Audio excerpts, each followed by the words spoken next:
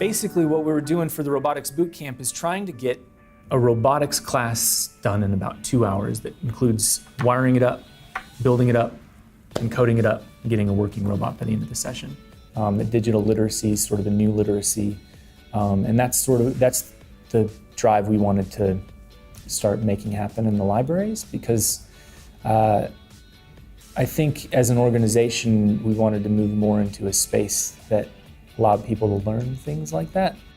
We just decided, let's start learning this ourselves, realizing we're not the experts at this, and seeing if we can bring the kids along for a ride and see if they can learn along with us. Because we were noticing there was a lot of support materials out there, so we wouldn't have to come up with anything from scratch. And because of that, we were able to move into that space. Deputy Vice Principal over at Cleveland State School. And they've been really promoting it at the school and allowing us to run a trial. Working with them allowed us to sort of hone our skills and get our expertise up and work with a really good group of kids. And we saw a lot of kids over and over again who seemed to really enjoy the class. Instead of, I don't know, I always see it as instead of just playing video games, they're making video games and they're contributing something.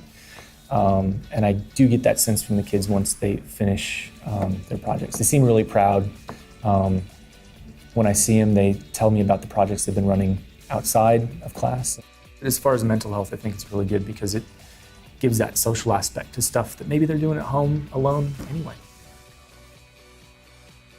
Right now, we're really focused on building kind of a package that anybody can roll out.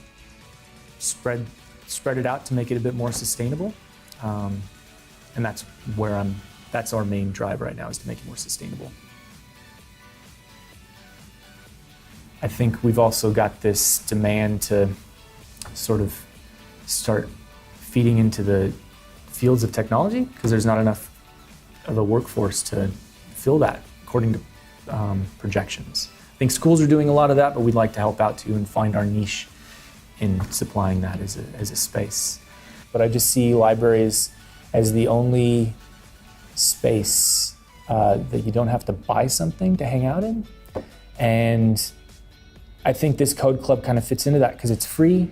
You can come by, learn some stuff as a kid, which I don't know how many outlets there are these days for kids to do that. And yeah, I think as libraries we need to be moving in that direction anyway, just seeing ourselves as a space for people to learn, explore. Not only that we guide, but maybe make a space where they can do what they want to do and make the space their own as well.